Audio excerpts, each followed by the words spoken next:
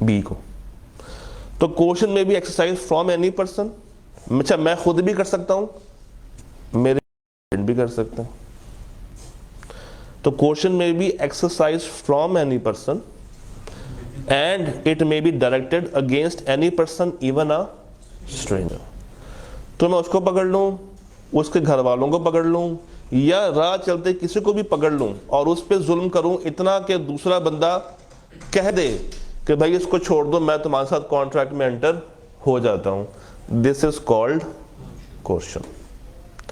कोई ऐसा क्राइम जो कि पाकिस्तान पिनल कोड के अंदर लिखा हुआ है उसको कमिट करना। अभी क्या क्या क्राइम्स हैं ये आपके कोर्स से बाहर है, क्या क्या क्राइम्स हैं वो कोर्स का पार्ट तो नहीं है, मगर नॉर्मली आई कैप जो पूछेगा वो उसी के अंदर से ही होगा। तो वो क्राइम कमिट करना, कमिट करने की धमकी देना, प्रॉपर्टी को डिटेन करना या डिटेन करने की धमकी देना। And it can be directed to any person and it can be directed from any person even a stranger. तो सर लॉ कहता है कि ये कॉन्ट्रैक्ट क्या होगा, voidable at the option of the party whose consent was so caused. और ये party का नाम क्या था, एग्रीव्ड पार्टी, एग्रीव्ड पार्टी। अच्छा ये बताइए बर्डन ऑफ प्रूफ किस पे आएगा? क्या हर कॉन्ट्रैक्ट ऐसा ही होता है धींगा मुश्ती के साथ लड़के? नहीं, नॉर्मली कॉन्ट्रैक्ट होते हैं अच्छे टर्म्स पे। तो मशकूक बात क्या है कि लड़ाई हुई है, मशकूक बात क्या है कि मेरी कॉन्सेंट ली गई है। तो कोर्ट में कौन जाएगा, जिसकी कॉन्सेंट ली गई होगी। तो साबित कौन करेगा, वही बंदा जो कि मशकूक बात कर रहा। हमेशा बर्डन ऑफ प्रूफ किस पे आएगा, उस बंदे पे जो कि मशकूक बात कर रहा है। क्योंकि नॉर्मली क्या होता है जब भी कोई कॉन्ट्रैक्ट हो तो दोनों पार्टीज अपनी अपनी कॉन्सेंट से आती हैं। तो मशकूक बात क्या है कि मेरी कॉन्सेंट फ्री नहीं है। तो साबित भी कौन करेगा, जो कोर्ट जाएगा और जाके बोलेगा कि भाई मेरी कॉन्सेंट ली गई है through coercion. The burden of proof lies on the party who rescinds the.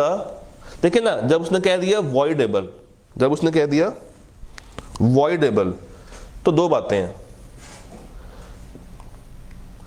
पहली बात तो ये कि ये घर चला जाए और जाके सो जाए और दिल में कह दे कि मैं इस कॉन्ट्रैक्ट को वैलिड मानता हूं, तस्लीम करता हूं, तब तो कहानी खत्म हो गई। ना ये कोर्ट जाएगा, ना कोर्ट को पता चलेगा, और ये विदाउट फ्री कंसेंट कॉन्ट्रैक्ट में एंटर हो गया। अब इसको पूरा करना पड़ेगा क्योंकि इसने किसी को बताया नहीं। हाँ, अगर वो चाहता है कि नहीं मुझे इसको क्या करना है, रिस्काइंड करना है, ख़त्म करना है, तो वो कहाँ पे जाएगा, अदालत में। तो साबित भी कौन करेगा, यही शख्स, और कहाँ पे करेगा, अदालत में। जो चाहता है कि इसको कैंसिल करवाया जाए। The party rescinding a voidable contract shall restore any benefit. अगर उसके पास कोई बेनिफिट आया है तो हो सकता है कि जिस बंदे ने 2 लाख रुपया इससे छीना ज़बरदस्ती, वो जाते जाते इसको एक शॉपर दे के चला गया आमों का, यानी कि उसको 1 किलो आम कितने के पड़े, 2 लाख रुपए के, और ये घर चला गया। उसकी यहाँ पे भी निशान पड़ा हुआ है, यहाँ पे भी निशान पड़ा हुआ है। घर वालों ने पूछा कि क्या हुआ है, तो उसने कहा मेरे साथ रास्ते में ये हुआ है। तो बीवी ने कहा चलो ठीक है दिखाओ आम के कैसे हैं, उन्होंने आम खाने शुरू कर दिए। नेक्स्ट डे ये गया कोर्ट, कोर्ट ने कहा साबित करो, इसने साबित भी कर दिया, वो बंदा पकड़ा भी गया, उसने पैसे भी वापस कर दिए। तो जो आम इसको मिले थे अब इसको वो आम भी वापस करने पड़ेंगे। तो अगर एग्रीव्ड पार्टी के पास कोई बेनिफिट पहुंचा है इस फ्री कंसेंट के ना होने से या इस क्वेश्चन से, तो वो वाला बेनिफिट उसको रीस्टोर करना पड़ेगा, उसको वापस देना पड़ेगा। A person to whom money has been paid or anything delivered by caution must repay। और ये लाइन कहीं देखी देखी लग रही है मुझे, ये लाइन कहाँ देखी थी हमने, जरा मुझे बताइए। एग्जैक्ट लाइन हम लोगों ने कहीं देखी हुई है।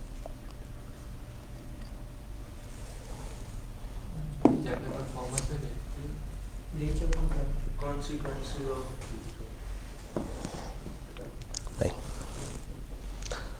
इसे किताब दिखाइएगा, चैप्टर 8 में जाइएगा।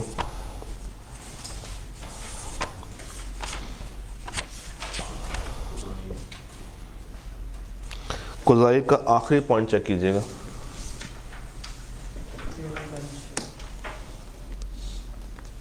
पेमेंट बाय मिस्टेक और अंडर कोर्शन, क्या लिखा हुआ?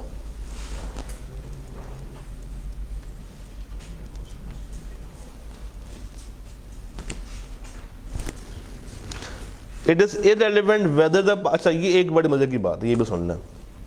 लेट्स से फड्डा होता है अमेरिका में और वहां पे एक पार्टी ने कोई ऐसा एक्ट कर दिया जो कि उनके कानून के मुताबिक वैलिड है, वॉइड नहीं है। वो दोनों पार्टीज वहां पे लड़ाई की, मगर उनके कानून ने कहा कि ये हमारे यहाँ चलता है, कोई मसले वाली बात नहीं है। वो दोनों पार्टीज पाकिस्तान आ गई। पाकिस्तान आके उनको पता चला कि वो चीज़ जो वहां पे वैलिड है यहाँ पे वॉइड है, यानी कि यहाँ पे हम उसको जुर्म मानते हैं अगर वहां पे जुर्म नहीं मानते। तो कहता है कि it is irrelevant whether Pakistan penal code उस वक्त इनफोर्स था या नहीं था जहां पे ये मसला क्रिएट हुआ। अगर तुम आगे पाकिस्तान में ये केस कर दो कि मेरे साथ ये चीज हुई है, बेशक पाकिस्तान में ना हुई हो, तो हम तुम्हें फिर भी एग्रीव्ड पार्टी काउंट करेंगे। तो ये दो स्टेप आगे चले गए। मसला जहां पे मर्जी हो, अगर वो चीज पाकिस्तान पीनल कोड के अंदर मना है और केस पाकिस्तान में आके कर दें और जहां पे ये वाकया हुआ है वहां पे बेशक वैलिड हो, तो पाकिस्तान पीनल कोड उठेगा और उसको प्रोटेक्ट करना शुरू कर देगा। तो दिस इज क्वेश्चन। दफा रिपीट कर लेते हैं। क्वेश्चन क्या है? फिजिकल असॉल्ट कमिट किया या कमिट करने की धमकी दी, प्रॉपर्टी को डिटेन या प्रॉपर्टी डिटेन करने की धमकी दी। क्यों? ताकि दूसरी पार्टी कॉन्ट्रैक्ट में एंटर हो जाए। क्वेश्चन कहीं से भी आ सकती है, कहीं को भी जा सकती है, इंक्लूडिंग अ स्ट्रेंजर। ये क्या है? Voidable, adoption of aggrieved party. Aggrieved party चाहे तो वैलिड कर दे, चाहे तो वॉइड कर दे। जब वो वॉइड करेगी तो साबित कौन करेगी? वही पार्टी। उसके बाद अगर वॉइड कर रही है, कैंसिल कर रही है, तो अगर उसको कोई बेनिफिट मिला तो वो बेनिफिट रिस्टोर करना पड़ेगा और जो भी पैसे हैं वो रीपे करने पड़ेंगे, क्योंकि लॉ ने क्या कहा था कुज़ाई के अंदर? इक्विटी बरकरार रखनी है। और पीपीसी का मामला डन। अनड्यू इन्फ्लुएंस, ये क्या हो रहा है? इखलाकी दबाव। एक बुजुर्ग आदमी एक यंगस्टर के सामने अपने कागजों के ऊपर अपनी प्रॉपर्टी किसी के नाम कर रहा है। ऐसा क्यों कर रहा होगा? क्योंकि ये पार्टी किसी ऐसी पोजीशन में होगी कि उसने दूसरी पार्टी की कॉन्सेंट हासिल कर ली है, यानी कि ये एक पार्टी इसके अंदर हमेशा डोमिनेंट होगी और एक हमेशा सबमिसिव पार्टी होगी। तो एक डोमिनेंट होगा, एक सबमिसिव होगा। पाकिस्तान और अमेरिका, डोमिनेंट पार्टी कौन सी है? अमेरिका। सबमिसिव कौन होता है? हमेशा Pakistan. A contract is said to be induced by undue influence. कब? जब कोई ऐसा रिश्ता हो बिटवीन द पार्टीज जिसमें एक पार्टी डोमिनेट करे दूसरी पार्टी की विल को, और जो पार्टी डोमिनेट कर रही है वो दूसरी पार्टी से कोई भी अनफेयर एडवांटेज ले सके। दिस इज अनड्यू इन्फ्लुएंस, कि एक पार्टी डोमिनेट कर रही है किसके ऊपर? दूसरी पार्टी के ऊपर, और जो पार्टी डोमिनेट कर रही है वो अपनी पोजीशन का इस्तेमाल करते हुए कोई भी अनफेयर एडवांटेज ले सकती है। हमने कहा कि इनके दरमियान कोई ना कोई रिश्ता होगा। कैसा रिश्ता? कैसा रिलेशन? लॉ कहता है ये रिश्ता तीन तरह से हो सकता है। नंबर 1, वाकई में कोई रिश्ता हो या नजर आए कि अपेरेंटली ये रिश्ता एग्जिस्ट करता है। जिस तरह हस्बैंड वाइफ, ये रियल रिश्ता है। अपेरेंट अथॉरिटी है नहीं, मगर लोगों की नज़र में ऐसा रिश्ता मौजूद है, जिस तरह गार्डियन के साथ होता है। अब एक गार्डियन और माइनर हो, जब वो माइनर है तो उसका गार्डियन है, जैसे वो मेजर होगा गार्डियन ख़त्म हो जाएगा। मगर क्या उसने उसके साथ 18 साल 21 साल काटे हैं? तो बाद में भी लोगों की नज़र में there still exist a parent authority. अब बेशक वो रियल नहीं है, मगर नज़रों में अभी भी वो अथॉरिटी एग्जिस्ट करती है। फिर फिड्यूशरी रिलेशन, इसे कहते हैं ट्रस्ट का रिलेशन, रिलेशन ऑफ ट्रस्ट। तीसरा, makes a contract with a person whose mental capacity is temporarily या permanently affected by reasons of age, illness और मेंटल और बॉडी डिस्ट्रेस। इतनी लंबी बात कर रहा है, सिर्फ ये कह देता कि अनसाउंड है। Makes a contract with a person whose mental capacity उसकी ख़राब है, चाहे एज की वजह से, चाहे इलनेस की वजह से, चाहे मेंटली या कोई और बॉडी स्ट्रेस हो, तो तकरीबन ये कौन बन गया हमारे पास? अनसाउंड। वो कहता है कि जनाब इन रिश्तों की कुछ एग्जांपल्स भी ले लो मेरे से। हमने कहा रियल या अपेरेंट अथॉरिटी, इसमें कुछ एग्जांपल्स हैं। ये अब आपकी टेक्स्ट का पार्ट नहीं है, just for explanation. Tax officer या टैक्स पेई, इसमें डोमिनेंट पार्टी कौन सा होगा? ऑफिसर। ये जो कहेगा इसको मानना पड़ेगा। ये अगर आएगा इसके ऑफिस में तो इसको चाय शाय पिलानी पड़ेगी, और अगर ये ना आए, कोई भी राह चलता आ जाए, तो क्या ये टैक्स पेयर उसको चाय शाय पिलाएगा? नहीं। किसको पिलाएगा? टैक्स ऑफिसर को। ना सिर्फ चाय पिलाएगा बल्कि गेट तक छोड़ के भी आएगा। पुलिस वाला और एक्यूज्ड बीइंग इन्वेस्टिगेटेड। अब पुलिस वाला हो और सामने एक बंदा बैठा हो, तो पुलिस वाला हमेशा डोमिनेट कर रहा होगा उसको। एम्प्लॉयर और पर जिसने पैसे देने हैं डोमिनेट करेगा, और जो कमाने के लिए आया, देखो ना, एम्प्लॉयर और एम्प्लॉई, पुलिस वाला और ये टैक्स वाला उसको कंगला कर रहा है बेचारे को कि सारे के सारे पैसे निकाल के रख। पेरेंट और चाइल्ड, पेरेंट हमेशा टॉप, गार्डियन और माइनर, ये बात हम लोगों ने कर ली। एडवोकेट और क्लाइंट, एडवोकेट हमेशा डोमिनेट करेगा किसके ऊपर? क्लाइंट के ऊपर। फियांसे और फियांसी, इसमें डोमिनेटिंग पार्टी कौन सी होगी? पक्की बात है मेल होती है। बस आप क्या कहेंगे इसके बारे में? कोई आइडिया नहीं।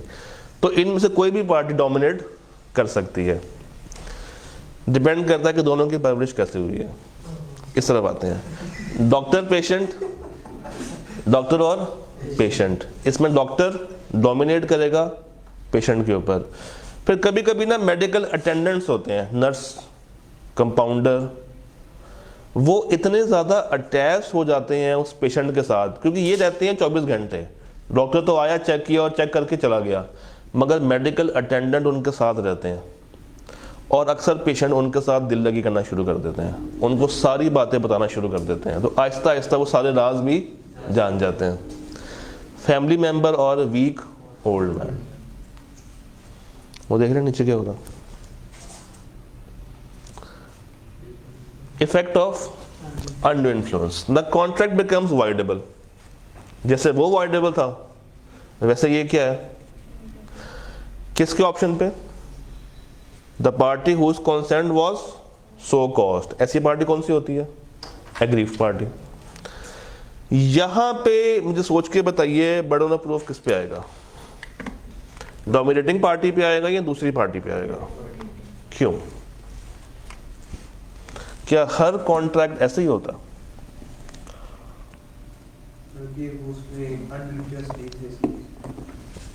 चलो मैं एक मिसाल के साथ चलता हूं। प्रॉपर्टी है एक बेटे के पास, बाप को वो प्रॉपर्टी पसंद आती है। नॉर्मली क्या होगा? नॉर्मली क्या होगा? अगर एक दफा बाप कह दे कि मुझे तुम्हारा ये प्लॉट बहुत पसंद है, क्या तुम मुझे बेचोगे? तो नॉर्मल हालात में अगर हम पाकिस्तान को सामने रखें तो बेटा कहेगा अबू जी कैसी बात कर दी आपने, सब कुछ आपका ही तो है, ये रहे कागजात, एंजॉय करें। अब उसकी शायद नीयत ना हो डोमिनेट करने की विल, तो मशकूक बात क्या होगी कि बाप ने डोमिनेट किया। मशकूक बात क्या होगी, बाप ने डोमिनेट किया। burden of proof is on the party who was in a position to dominate the will of other party। क्योंकि नॉर्मली तो कोर्ट क्या कहेगी कि ठीक है ये घर का एक मामला है, बेटे ने बाप को प्रॉपर्टी ट्रांसफर कर दी। मशकूक बात क्या है कि बाप ने अपनी पोजीशन को एक्सरसाइज करते हुए बेटे को इतना इन्फ्लुएंस किया है कि वो प्रॉपर्टी ट्रांसफर करे। तो साबित कौन करेगा कि मैंने इन्फ्लुएंस नहीं किया, बाप। तो प्रूफ किस पे आएगा, डोमिनेटिंग पार्टी पे हमेशा। कॉन्ट्रैक्ट में बी सेट असाइड इधर एब्सोल्युटली, कॉन्ट्रैक्ट को बिल्कुल ही हम खत्म भी कर सकते हैं, हमसे मुराद है कोर्ट, या अगर चाहे तो हम उसको कुछ टाइम के लिए होल्ड भी कर सकते हैं। कभी कभी क्या होता है घर में नाचाकी पैदा हो जाती है, उस टाइम पे लगता है कि नहीं ये सब कुछ खत्म कर दो, नाइंसाफी हो रहा है, ये हो रहा है, वो हो रहा है, बाद में एहसास होना शुरू हो जाता है। तो लॉ कहता है कि हमें बताओ या तो पूरा का पूरा खत्म कर दें, सेट असाइड एब्सोल्युटली, या अगर पार्टी को लगता है कि कुछ टाइम तक इसको हम पेंडिंग कर सकते तो हम पेंडिंग करने पे अलाउ में, कोई मसले वाली बात नहीं है। एक चीज जो यहां पे फर्क है क्वेश्चन से, हमने क्वेश्चन में कहा था कि सब कुछ रीस्टोर किया जाएगा, बेनिफिट्स कोई भी बचेंगे नहीं, जो कुछ लिया है वो सब कुछ वापस किया जाएगा। ये चीज इसमें ऐसे नहीं है। लॉ कहता है कि अगर डोमिनेटिंग पार्टी और इन्फ्लुएंस्ड पार्टी में कुछ ट्रांसफर हुआ है, फॉर एग्जांपल बाप ने 10,000 रुपए का टोकन दिया था बेटे को और कहा था कि ये प्रॉपर्टी मेरे नाम कर दो, बेटा चला गया कोर्ट में कि जी बाप ने मुझे अनड्यू इन्फ्लुएंस किया। कोर्ट बुलाएगी किसको, बाप को, कि साबित करो कि तुमने अनड्यू इन्फ्लुएंस नहीं किया। साबित हो गया कि उसने अनड्यू इन्फ्लुएंस नहीं किया। अभी तक प्रॉपर्टी किसके पास है, वो उसी के पास रहेगी फिलहाल, मगर जो 10,000 रुपये का टोकन आया था वो किसके पास है, बेटे के पास ही है। लॉ कहता है कि भाई रुक जाओ, अगर तो चाहो तो पूरे के पूरे टोकन के पैसे वापस कर दो, benefits can be fully restored, या अगर फर्ज करें उस बाप ने अपने बेटे को पॉकेट मनी देनी होती 10,000 रुपये की अगले महीने, तो लॉ कहता है कि हम कुछ बेनिफिट्स इस केस में दूसरी पार्टी को यानी कि एग्रीव्ड पार्टी को दिलवा भी सकते हैं। यानी कि इस केस में सारे के सारे बेनिफिट्स कंप्लीटली रिस्टोर नहीं होंगे, हो भी सकते हैं और नहीं भी हो सकते हैं। और अगर नहीं हो रहे हैं तो क्यों, क्योंकि कोर्ट ने कहा होगा कि इसका इतना नुकसान हो गया है, इस तक इतने पैसे रहने दो, मगर क्वेश्चन में सारे के सारे पैसे रिस्टोर किए जाएंगे। इस केस में हो भी सकते हैं और नहीं भी हो सकते, डिपेंड करेगा कि कोर्ट का फैसला क्या आया है। फिर डिफरेंस बिटवीन क्वेश्चन और अनड्यू इन्फ्लुएंस, ये आपके पास है, जरा पढ़ के बताइएगा किसी पॉइंट में कोई मसला हो। इतना काम तो कर सकते हैं आप लोग, करें फिर नए काम में देरी कैसी।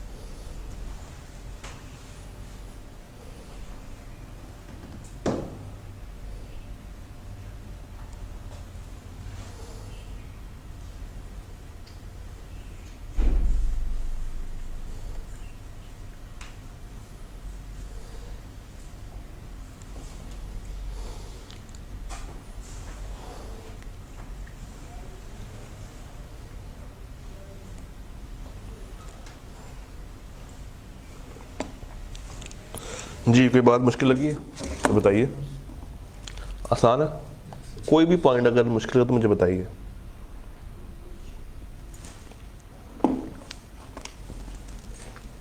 Any single point you are finding it difficult, please let me know.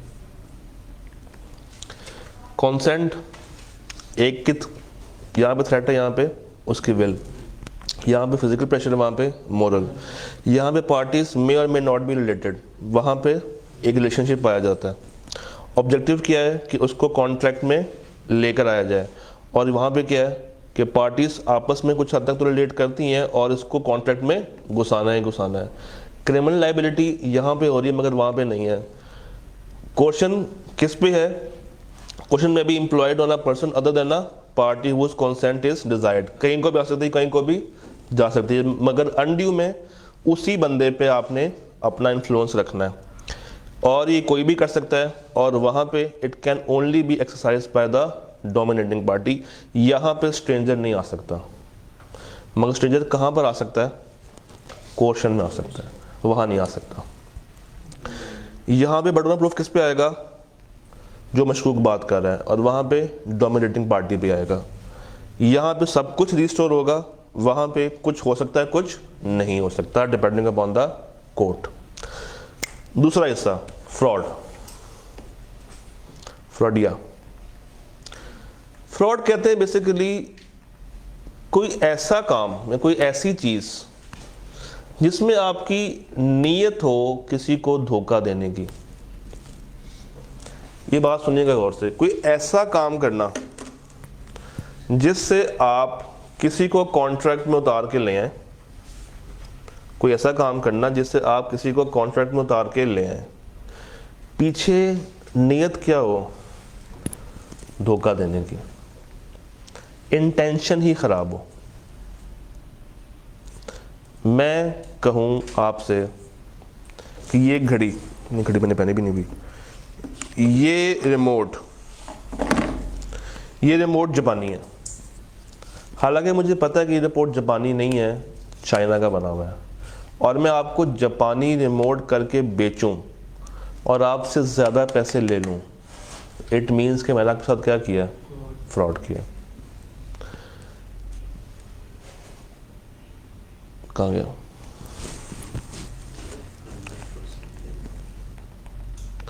तो फ्रॉड बेसिकली है क्या? कोई ऐसा एक्ट जो मैंने किया है जिससे मैंने आपको डिसीव किया है, मैंने आपको धोखा दिया है जानते हुए। मैं एक ऐसा काम करूं, मैं आपसे कहूं कि यार मेरा बहरी जहाज आ रहा है और मुझे पता है कि उसने नहीं आना, जैसे ही आएगा मैं आपको माल सप्लाई कर दूंगा। ये एक ऐसा वादा है जो कि खोखला है। क्यों? कि मुझे पता है कि उसने आना ही नहीं है। It is called empty promise. इसमें मेरी नीयत ही नहीं है अपने वादे को पूरा करने की, अपने वादे को पूरा परफॉर्म करने की। ऐसा promise without any intention of performing it, खोखला वादा। या एनी सच एक्ट जिसको लॉ कह दे कि ये क्या है? फ्रॉड। तो एम्प्टी प्रॉमिस कोई ऐसा एक्ट जो कि इस तरह फिट किया गया कि दूसरी पार्टी को धोखा मिल जाए, डिसीव हो जाए। या लॉ अगर किसी भी चीज़ को एक्सप्रेसली कह दे कि ये फ्रॉड है तो हम उसको फ्रॉड काउंट करेंगे। फिर सर क्या साइलेंस को फ्रॉड कहें या ना कहें? क्या हमें साइलेंस को फ्रॉड कहना चाहिए या नहीं कहना चाहिए? क्या ख्याल है आपका? मैंने आपसे पूछा कि यार ये रिमोट चाइना का है या जापानी है, और आप खामोश हैं, और आपकी खामोशी ये शो कर रही है कि ये रिपोर्ट जापानी है। क्यों? आपने क्लेम ये किया हुआ कि ये जापानी रिमोट है। बट मैं आपसे स्पेसिफिकली जाके पूछ रहा हूँ कि यार ये चाइना का है या जापान का है। आप आगे से खामोश हैं। मेरी अंडरस्टैंडिंग क्या होगी कि ये रिपोर्ट जापानी है, और आपकी खामोशी ये मुझे बताएगी कि सर ये जापानी रिमोट है, इसको ले लें, इसके पैसे भी ज़्यादा हैं। मगर आपको अंदर खाते पता है कि ये रिपोर्ट जापानी नहीं है, चाइना का है। बट आपकी खामोशी ये जाहिर कर रही है कि मुझे इस कॉन्ट्रैक्ट में एंटर होना चाहिए, इस जापानी रिमोट को ख़रीदना चाहिए। made silence to fact likely made silence as to facts likely to affect the willingness of a person to enter into a contract। आपकी खामोशी ने मुझे मजबूर कर दिया कि मैं कॉन्ट्रैक्ट में एंटर हो जाऊं, ये समझते हुए कि आप एक जापानी रिमोट बेच रहे हैं। क्योंकि देखो सवाल क्या था, जापानी है या चाइना का। इस पे आपको तड़प के बोलना चाहिए था कि नहीं, ये जो है रिमोट कौन सा है, कौन सा है, चाइना का नहीं है, बट आप खामोश हैं। आपकी खामोशी मेरे लिए क्या है कि ये रिमोट कौन सा है, जापानी है।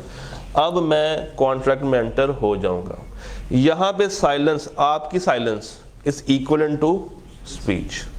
अच्छा, और अगर मैं आपसे पूछूं ही ना, मैंने आपसे सवाल ही नहीं किया, आपकी शॉप पे आया और मैंने कहा कि यार मुझे ना अच्छे से रिमोट दिखाओ, आपने मुझे अच्छे से रिमोट दिखा दिया, उस रिमोट पे लिखा था जापानी, मैंने वो रिमोट आपसे परचेज कर लिया और करके चला गया। ना मैंने आपसे पूछा, ना आपने मुझे बताया। ये फ्रॉड नहीं है, ये फ्रॉड नहीं है। हाँ, अगर मेरा आपका एक फिड्यूशरी रिश्ता होता, आप मेरे भाई होते, तो लॉ कहता है जहाँ पे रिश्ता फिड्यूशरी हो, जहाँ पे रिश्ता फिड्यूशरी हो, वहाँ पे अगर ना भी पूछा जाए तो दूसरी पार्टी को बताना चाहिए। जहाँ पे रिश्ता फिड्यूशरी हो, वहाँ पर अगर ना भी पूछा जाए तो आपको खुद ही से बताना चाहिए कि इस रिपोर्ट में क्या क्या मसले हैं, ये चाइना का है या ये जापानी है। कब? जब रिश्ता क्या हो, फिड्यूशरी। और अगर रिश्ता फिड्यूशरी नहीं है और मैंने भी नहीं पूछा और आपने भी नहीं बताया तो वो वैलिड है। हाँ, रिश्ता फिड्यूशरी नहीं है, मैं आपसे पूछ रहा हूं और आप खामोश हैं, तो अब आपने क्या किया है, यहां पे गलती करती है। यहाँ पे फौरन से 80s का एक फैसला आता है। In the early 80s the federal शरीयत court decided that provision regarding position of silence, वो लोग ये कहते हैं कि साइलेंस रहना शरीयत के खिलाफ है। यानी कि इस्लाम में ये है कि अगर आपको चीज़ बेचें तो उसके प्लस और नेगेटिव बता के बेचें, तो वहाँ पे ये लोग साइलेंस को काउंट नहीं करते। वो कहते हैं कि एक अच्छा मुसलमान हमेशा जब भी कोई चीज़ बेचता है तो उसके पॉजिटिव्स और नेगेटिव्स बता के बेचता है। फ्रॉड अगेन क्या कर देगा उसको, वॉइडेबल। ऑप्शन कौन सी, एग्रीव्ड पार्टी की। Parties whose consent was so caused, कौन सी पार्टी, एग्रीव्ड पार्टी। अच्छा, अब मैं आपसे रिमोट लेके चला गया, घर जाके मुझे पता चला कि ओहो ये तो चाइना का रिमोट है। एक ऑप्शन ये है कि मैं आपको गालियां दूं घर जाके और रिमोट को इस्तेमाल करना शुरू कर दूं। इसका मतलब है कि आपको मैंने बुरा भला कह दिया, दिल में मैंने उसको वैलिड मान लिया। मैंने कहा मैं क्या जाऊं उसके पास, फिर से लड़ाई होगी, बहस होगी, फायदा कोई नहीं है। या आपके पास पहुंच जाऊं, वॉइड कर दूं और आपसे अपने डैमेजेस क्लेम कर लूं। Party whose consent was so caused is entitled to claim damages. कब? जब वो उसको वॉइड बना देगी। और अगर उसने वॉइड नहीं बनाया, वैलिड कर दिया, तो कॉन्ट्रैक्ट वॉइडेबल से क्या हो जाएगा, वैलिड। Exceptions to वॉइडेबिलिटी। अब यहां पे दो एक्सेप्शंस दे दी हैं। वो कहता है यहां पे तुम इतनी आसानी से एग्रीव्ड पार्टी काउंट नहीं होगे। लॉ कहता है कि अगर silence amounts to fraud and the aggrieved party के पास डिस्कवर करने की ऑप्शंस थी बाय यूजिंग ऑर्डिनरी डिलीजेंस। अब वो मार्केट है ही रिमोटों की, आप खामोश हैं, तो शायद मुझे ये करना चाहिए था कि आपसे वो वाला रिमोट पकड़ के मैं साथ वाली शॉप पर जाता और जाके कहता कि भाई ये रिमोट चेक करना चाइना का है या जापानी है। अगर मैंने इतना भी काम नहीं किया तो मुझे एग्रीव्ड पार्टी बनने का कोई राइट यहाँ पे नहीं है। और the party gave the consent in ignorance of fraud. अगर आपको भी नहीं पता था, मुझे भी नहीं पता था, दोनों ही पार्टीज क्या थी आपस में, इग्नोर थी कि वो फ्रॉड हो रहा है या नहीं हो रहा। और बाद में मुझे पता चले कि मेरे साथ फ्रॉड हो गया है और आपका धोखा देना मेरे तक पहुंचा ही नहीं, तो ये चीज़ फ्रॉड में काउंट नहीं होगी। इसकी बड़ी सी एक मिसाल दी हुई है आपकी ICAP की बुक के अंदर। वो कहता है कि एक अस्तबल है और वहाँ पे ना कुछ घोड़े हैं और एक उनका मालिक है। एक बंदा जाता है घोड़ा परचेज करने के लिए और दरवाजे पे लिखा है कि हमारे अस्तबल में कोई घोड़ा बीमार नहीं है। ये लिखा है दरवाजे पे मगर ऊपर करके, थोड़ा सा नजर से ओझल है। तो जो बंदा खरीदने गया घोड़ा, उसको चाहिए था काले रंग का घोड़ा, साइज में बड़ा और जो रेस कर सकता हो। उसने वो नहीं पढ़ा बोर्ड जहाँ पे लिखा हुआ था कि हमारे यहाँ के तमाम घोड़े तंदुरुस्त हैं। खैर अंदर गया, कॉन्ट्रैक्ट हुआ, वो घोड़ा लेके बाहर आ गया। 2 हफ्तों के बाद वो घोड़ा पड़ गया बीमार, और जैसे ही वो बीमार हुआ विद इन 5 to 10 days उसकी डेथ भी हो गई। अब जो घोड़ा लेके गया था, उसने सोचा कि यार पता नहीं मेरे घर से उसको बीमारी लगी है या वहाँ से बीमार आया था। उसने कहा मैं जाके चेक करता हूँ। वो पहुंचा दोबारा अस्तबल। उस वक्त उसको वो बोर्ड नज़र आया, पहले नज़र नहीं आया था, बाद में नज़र आया। बाद में उसने देखा कि लिखा हुआ है कि यहाँ के तमाम घोड़े तंदुरुस्त हैं। तो अब ये इस बोर्ड को पढ़ के क्लेम नहीं कर सकता कि तुम लोगों ने मेरे साथ धोखा किया, क्योंकि दूसरी पार्टी ने अगर धोखा देने की कोशिश की थी ये लिख के कि हमारे यहाँ के तमाम घोड़े तंदुरुस्त हैं, ये चीज़ उस तक कम्युनिकेट ही नहीं हुई। याद करें, ऑफर कम्युनिकेट होनी चाहिए थी, तो ये भी चीज़ कम्युनिकेट होनी चाहिए थी, जो कि नहीं हुई। एक चीज़ जो कि कम्युनिकेट हुई नहीं, क्या उसकी कभी एक्सेप्टेंस हो सकती है? नहीं। बाद में जब उसको पता चले कि यार ये चीज़ इसने ऐसे लिख के लगाई हुई है, तो अब मैं जाके हर्जाना ले सकता हूँ, तो वो कहेगा कि भाई क्या तुमने उस वक्त मेरे से पूछा था कि ये घोड़ा तंदुरुस्त है? नहीं, तो अब तुम कोई फ्रॉड मेरे पे नहीं डाल सकते। या तुम एक काम करते, घोड़ा लेके किसी से जाके पता करवा लेते कि ये घोड़ा तंदुरुस्त है या नहीं। तुमने वो काम भी नहीं किया। तो जहां पे एक पार्टी इतनी सुस्त है कि वो इन दोनों में से कोई काम नहीं कर सकती, ना फ्रॉड पकड़ सकती है और ना ही अपना ऑर्डर डिलीजेंस इस्तेमाल कर सकती है, तो उसको कोई राइट नहीं है कि वो एग्रीव्ड पार्टी कहलाए। This is fraud. Now misrepresentation, इसकी सारी बातें सेम है, वर्डेबिलिटी, परफॉर्मेंस और एक्सेप्शंस। वो बताता हूँ, इसकी दोनों बातें सेम है। कौन सी? वर्डेबिलिटी वाली और कॉन्सेंट वाली। फर्क कहां पे आता है इसकी डेफिनेशन में? 3 चीजें हैं। पहली, अनवारंटेड स्टेटमेंट। अनवारंटेड फ्रॉड क्या था कि मुझे पता था कि ये रिमोट चाइना का बना हुआ है और मैं आपसे कह रहा हूं कि चाइना का नहीं, ये किसका है? जापान का है। मिस रिप्रेजेंटेशन में ये होगा कि ये रिमोट मुझे जिस पार्टी ने दिया था, पीछे से जिससे मैं लेकर आया हूँ सप्लायर से, उसने मुझे कहा कि ये रिमोट जापानी है और मैंने उसकी बात पे यकीन कर लिया। उसी यकीन से मैंने आपको बता दिया कि यार ये रिमोट कौन सा है? जापानी है। मुझे भी नहीं पता था। मैंने एक ऐसी स्टेटमेंट पास की है, एक ऐसी पॉजिटिव स्टेटमेंट पास की है जिसके बारे में मुझे भी कुछ मालूम नहीं था। और जब मुझे भी मालूम नहीं था तो इसका मतलब ये है कि मैंने आपको अगर कॉन्ट्रैक्ट में एंटर करवाया है तो आपको धोखा देने की नीयत नहीं थी। I was not wanting to do a bad thing. मगर हुआ क्या? धोखा तो आप तक पहुंच गया, मगर मेरी नीयत तो नहीं है। ये क्या कहलाएगी? मिसरिप्रेजेंटेशन। ऐसी चीज जिसमें नीयत ना हो, वो क्या है? Misrepresentation. Inducing mistake about subject matter. खूबसूरत मिस्टेक, एक ऐसी मिस्टेक की जाए जिससे दूसरी पार्टी अनजाने में कॉन्ट्रैक्ट में एंटर हो जाए। लेट्स से आप और मैं बैठे हुए हैं और आप और मैं बैठ के सियासी बातें कर रहे हैं, जिसमें हम लोग महंगाई की बात कर रहे हैं, पाकिस्तान की ग्रोथ की बात कर रहे हैं, कंपनीज की परफॉर्मेंस की बात कर रहे हैं। अचानक से मैं आपसे कहूँ कि यार मेरे पास ना PIA के शेयर्स हैं और वो शेयर्स मार्केट में 7 रुपये के हैं। आजकल तुम्हें पता है कि नई गवर्नमेंट आने वाली है, तो इनके बाद एयरलाइन इंडस्ट्री में बूम आएगा। और ये कहते कहते ना हम मुस्कुरा रहे हैं, शुगर लगा रहे हैं। मिस्टर C बाहर खड़ा होके हमारी सारी बातें सुन रहा है, मगर सिर्फ सुन रहा है, देख नहीं रहा। हमारे चेहरे पे जो तंजिया मुस्कुराहट है वो उसको नज़र नहीं आ रही है। और मैंने इनसे ये भी कह दिया कि यार जो 7 रुपये के शेयर्स है ना, वो देखना फ्यूचर में 200 रुपये पे सेल होंगे, और अगर आज कोई मेरे से ख़रीदना चाहे तो मैं उसको 50 रुपये के हिसाब से बेच दूंगा, और कल को जब ये 200 के हो जाएंगे तो वो प्रॉफिट उसको करोड़ों में आएगा। सुन कौन रहा है? मिस्टर सी। अब ना मेरी नीयत है ना इनकी सी को धोखा देने की।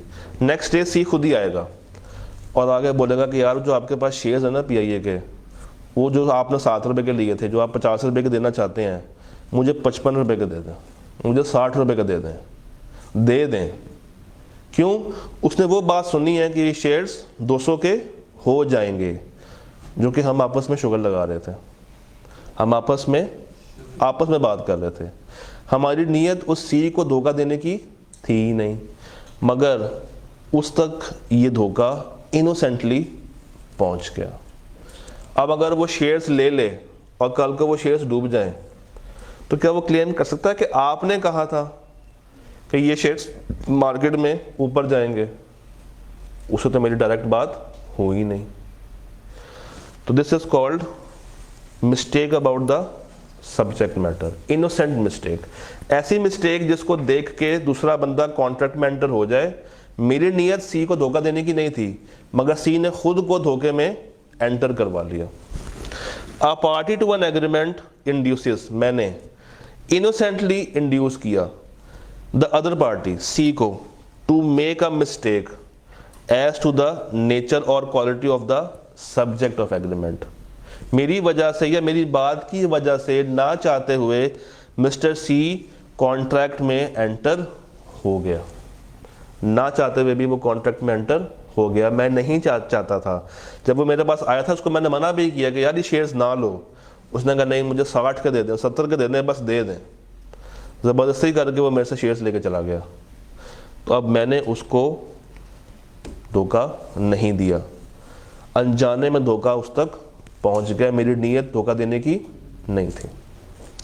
देन ब्रीच ऑफ ड्यूटी, कुछ ऐसा कर दो जिससे आप ही को फायदा मिल जाए,